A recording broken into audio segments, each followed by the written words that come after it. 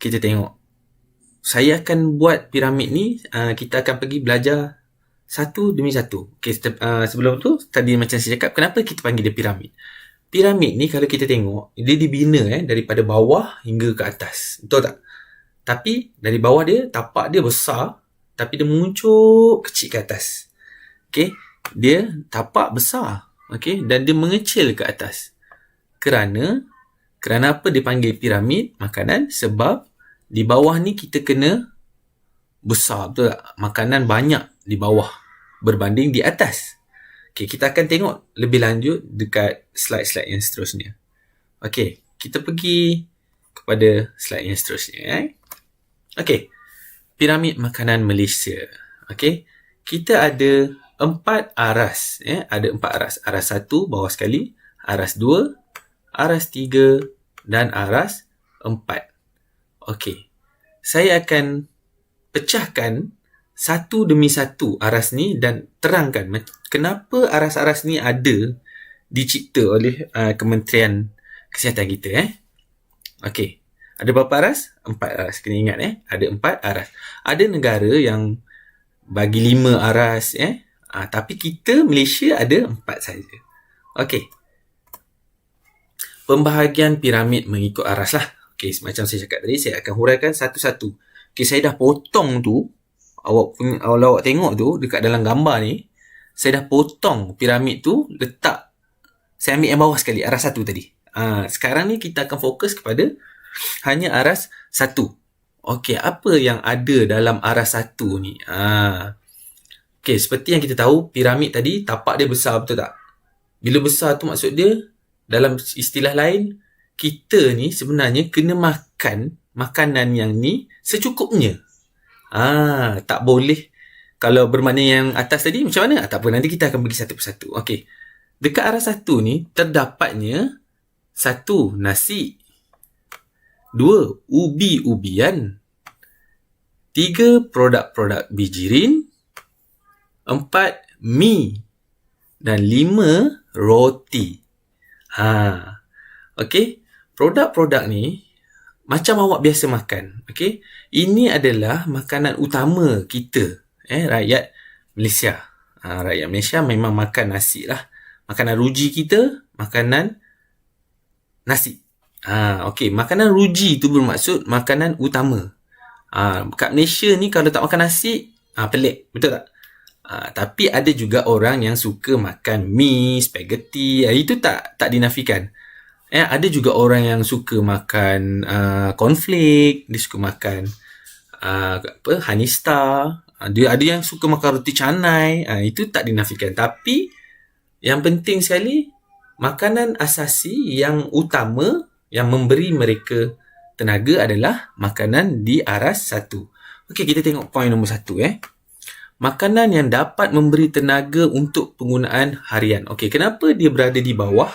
Yang paling banyak dicadangkan untuk makan, kerana makanan-makanan ni yang kalau awak tengok tu, nasi, ubi, bijirin, mi, roti, kalau awak makan benda-benda ni, awak akan dapat tenaga. Okey, awak akan jadi sihat, boleh buat kerja, boleh belajar. Kalau awak tak makan nasi, awak akan jadi lemah. Jadi makan nasi secukupnya. Dah makan nasi belum? Okey. Dan benda ini, makanan yang berada di aras 1 ni, disarankan ambil 4 hingga 8 kali sehari. Awak boleh bayang tak? Nak tenaga tu. Awak dah, murid-murid ni, darjah 1 hingga darjah 6, memang digalakkan makan. Awak tak payahlah nak diet. Okey? Awak makan je. Awak makan. Sebab awak dalam proses membesar. Kalau awak tak makan nasi, awak tak makan ubi, awak tak makan bijirin, awak tak makan mi, awak tak makan roti, awak nak sibuk, nak diet, nak kurus, nanti mungkin terjadinya bantut. Apa tu bantut? Bantut tu maksud dia tak membesar lah. Kalau pokok tu kecil je. Awak tahu pokok bonsai? Pokok bonsai tu pendek kan? Dia takkan naik besar. Sebab itulah kita manusia ni, atau lebih kanak-kanak ni, kena makan makanan yang berada di aras 1 ni banyak. Disarankan 4 hingga 8 kali. Dan seterusnya, makan secukupnya. Okey. Di Malaysia, kita makan nasi. orang di negara India, mereka makan roti ataupun berasaskan roti canai, tepung, dia makan macam tu pula. Kalau awak tanya ayah-ayah atau atuk-atuk awak, zaman Jepun dulu, nasi susah nak dapat. Jadi mereka makan ubi. Ubi pun dapat bagi tenaga Ubi dekat sini, awak jangan salah faham ubi, potato, ubi keledek, ubi macam-macam jenis ubi lah. Ubi warna purple tu, ubi warna oranye, ubi warna putih, tu semua ubi. Jadi ubi-ubi ni boleh bagi awak tenaga. Macam mi juga, awak kata mi. Saya nak makan mi. Saya makan bihun boleh cikgu? Bihun tu juga dikategorikan sebagai mi. Spaghetti, bihun, mi, Maggi. Itu semua kategori mi. Maksud dia mi ni diperbuat daripada tepung. Diperbuat daripada tepung. Okey, roti. Okey, awak makan roti. Saya tak nak makan hari ni, saya nak makan roti cikgu. Boleh, no problem. Janji awak makan. Itu. Okey, ini dipanggil kategori karbohidrat. Arah satu ni kita namakan dia sebagai karbohidrat. Karbohidrat ni akan memberi tenaga kepada kita. Okey, seterusnya. Kita pergi kepada kerata rentas yang seterusnya. Saya potong yang bawah tadi, saya dah buang. So, saya ambil yang nombor 2 pula. Aras 2 tu. Okey, daripada piramid tu, saya ambil yang nombor 2 pula. Okey. Bila nombor 2 ni, iaitu sayur-sayuran. Dan juga buah-buahan. Okey. Dua benda ni berkait rapat. Iaitu, ia adalah satu benda yang dikategorikan sebagai serat. Serat. Apa tu serat? Okey. Makanan yang dapat mengurangkan masalah sembelit atau sukar membuang air besar. Serat ni sebenarnya bagus. Jadi kalau awak tak makan sayur, kena makan sayur. Sebab apa? Nanti awak mungkin akan ada masalah nak membuang air besar. Sembelit, sakit perut, tak boleh nak berak. Sebab tu awak kurang serat lah tu. Serat tu macam mana? Dapat dari mana? Daripada sayur-sayuran dan buah-buahan. Okey, selain tu, makanan ini, aras 2 ni, dia kaya dengan vitamin C dan mineral. Kita ni, kalau tak cukup vitamin, tak boleh. Nanti antibody badan jadi lemah. Tambah-tambah lagi musim COVID ni, kalau tak makan sayur, tak makan buah, potensi untuk mendapat penyakit COVID tu, badan kita ni lemah, untuk dapat penyakit tu lebih tinggi berbanding orang lain yang makan. Okey, seterusnya. Makanan yang dapat mencegah penyakit kronik seperti kencing manis, penyakit jantung dan kanser. Kalau awak tak makan benda-benda macam ni, dia akan menggalakkan penyakit-penyakit macam tu.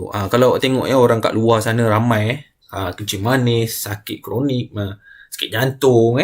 Sebab apa? Sebab apa jadi macam tu? Okey, sebab dia tak makan ni. Kenapa jadi macam tu? Kita tengok poin seterusnya. Makanan ni tidak kekal lama di dalam perut. Okey. Bila awak makan sayur-sayuran ni, dia akan menyah-tinjahkan. Dia membuang makanan dalam perut awak tu. Dia proses-proses dia buang. Dia tak simpan. Bila dia tak simpan lama, proses nak jadi penyakit tu kurang. Contoh, awak suka makan lemak-lemak, awak suka makan benda-benda yang air gas semua kan. Jadi benda-benda ni, kalau awak tak makan serat ni, dia akan kekal kat dalam perut. Jadi dia akan membuatkan perut awak akan dia akan meresap benda-benda yang tidak elok kepada badan. Jadi itu yang sebabnya jadinya kencing manis, kanser, semua-semua macam tu lah. Sebab tak ambil serat. Kalau ambil serat, benda tu akan buang. Benda-benda yang tidak perlu tu dia akan buang. Okey, serat ni atau makanan di aras 2 ni disarankan ambil 3 sajian sayur sehari dan 2 sajian buah sehari. So, awak cuba kira lah. Awak makan dah sayur hari ni, dah makan buah hari ni. Dan benda ni kena makan banyak. Banyak. Kalau awak makan sikit-sikit je, tak cukup. Makan banyak. Bagus untuk badan awak. Makanan di aras 2. Okey, kita ulang balik. Aras 1 tadi apa? Karbohidrat. Aras 2, serat. Okey, kita pergi ke aras yang ketiga. Okey, piramid bahagian aras ketiga. Saya potong pula yang dah dekat nak sampai atas dah. Okey, kecil sikit. Makin kecil Tadi besar, makin kecil. Iaitu produk tenusu atau susu dan daging ikan ayam atau legum. Apa tu legum? Dalam buku teks ada legum. Okey, legum ni adalah bermaksud makanan yang berasaskan ke kacang. Ke kacang macam kacang almond, kacang macadamia, kacang apa lagi, hazelnut, semua kacang-kacang tu, kacang soya semua. Tu ke kacang lah. Jadi kita kena makanan-makanan ni dipanggil sebagai protein. Protein. Tadi kita dah ada karbohidrat, kita dah ada serat, badan juga kena ada protein. Protein ni makan mengikut had yang dicadangkan tanpa berlebihan. Nak makan boleh tapi jangan lebih. Maksud dia, nak makan daging, boleh makan daging. Nak makan ayam, boleh makan ayam. Tapi jangan sampai berlebihan. Makan ayam KFC sampai 3 ketul. Makan ayam goreng, daging goreng, ikan 3-4 ekor. Makan jangan terlalu lebih. Makan boleh tapi jangan lebih. Okey, susu dan hasil tenusu kaya dengan protein yang tinggi, kalsium dan pelbagai jenis vitamin dan mineral. Okey. Kalsium dalam susu bertindak dalam membantu tulang dan gigi yang kuat. Siapa tak minum susu, tolong. Lepas ni minta minum susu. Sebab apa? Susu ni dapat memberi awak kekuatan daripada segi tulang dan gigi. Orang yang tak makan, tak minum susu ni, dia gigi rapuh lah, gigi rapuh. Kalau gigi rongak tu lain, rongak tak bergigi. Tapi kalau gigi rapuh ni, maksud dia gigit tulang kepak, gigi yang patah, bukan tulang yang patah. Okay. Jadi untuk dapatkan gigi yang kuat atau tulang yang kuat, kena minum susu selalu. Sebab itulah awak kalau jatuh sikit, ada setengah orang tu jatuh sikit je tapi patah tangan. Sebab kurang minum susu. Okey, sajian ini disyorkan hanya 1 hingga 3 kali sehari. Maksud dia jangan makan banyak. Maksud dari tadi piramid, bawah tu makan sebanyak yang mungkin kan. Kedua, makan dengan banyak. Yang ketiga ni, aras 3 ni, dia dah makin kecil ni, makan secara bersederhana. Nak makan ayam boleh. Sehari makan ayam, sehari sekali dah lah makan ayam. Kejap lagi makan ikan pula. Janganlah pagi, petang, siang, malam nak makan ayam. Sebab makanan ni perlu diambil secara sederhana. Protein. Okey. Dah faham dah? Tadi protein memberi kita kekuatan, kalsium dan vitamin.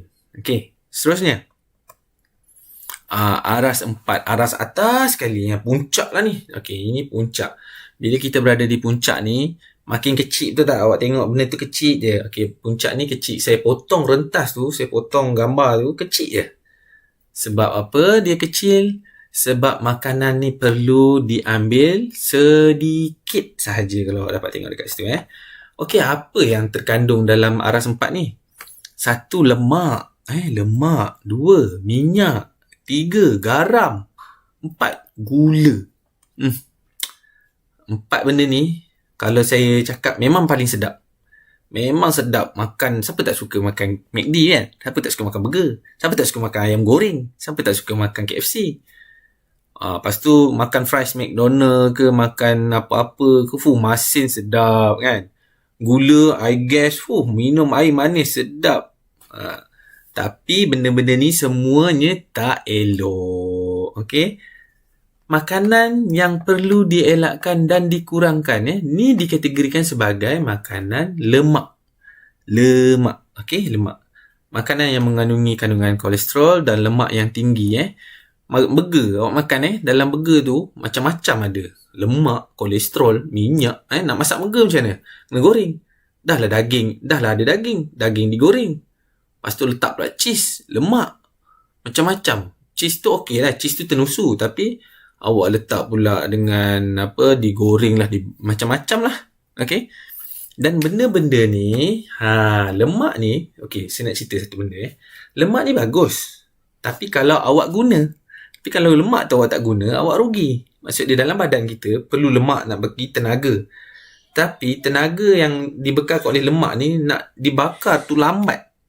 Jadi awak ni, tambah-tambah murid-murid ni, muda-muda lagi ni, kalau awak makan tapi tak exercise, lemak ni jadi lemak tepu. Itu yang gemuk deboh tu. Okey. Okey, penyakit. Awak akan senang dapat penyakit kalau selalu mengamalkan makanan yang berada di aras 4 ni. Penyakit dia contoh kencing manis, darah tinggi dan obesiti. Obesity ni maksud dia gemuk. Gemuk yang melampau. Gula tu sebenarnya bagus. Tapi kurangkan. Ataupun makan dengan sedikit. Saya rasa untuk penerangan piramid makanan ni dah lengkap.